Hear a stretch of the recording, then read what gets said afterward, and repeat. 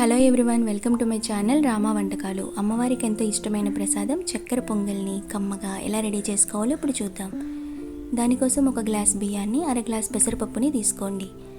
Stove మీద కడాయి పెట్టి పెసరపప్పుని దోరగా ఎర్రగా వచ్చేంత వరకు 2-3 నిమిషాలు కలుపుతూ వేయించుకోవాలి. పెసరపప్పుని దోరగా వేయించిన తర్వాత బియ్యంలో కలిపి 2-3 సార్లు కడిగి స్టవ్ మీద పెట్టి 2 గ్లాసుల నీళ్లు వేసుకొని 10 నిమిషాల పాటు మీడియం టు లో ఫ్లేమ్లో ఉడికించండి. చూడండి, రైస్ ఈ స్టేజ్లో ఉన్నప్పుడు బియ్యం ఏ కొలతతో అయితే తీసుకున్నామో అదే కొలతతో ఒక గ్లాస్ బెల్లం పొడి, అర గ్లాస్ పంచదారని వేసుకొని మరో 2 నిమిషాల పాటు మధ్య మధ్యలో కలుపుతూ ఉడికించండి.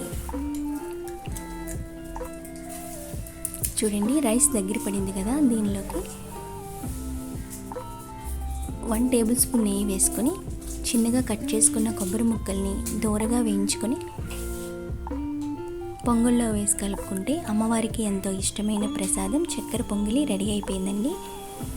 ఈ ప్రసాదం మీకు కూడా నచ్చినట్లయితే మీరు కూడా తప్పకుండా ట్రై చేయండి. అలాగే మా ఛానల్ని సబ్స్క్రైబ్ చేయండి, లైక్ చేయండి, షేర్ చేయండి. మరిన్ని వంటకాలతో మళ్ళీ కలుద్దాం.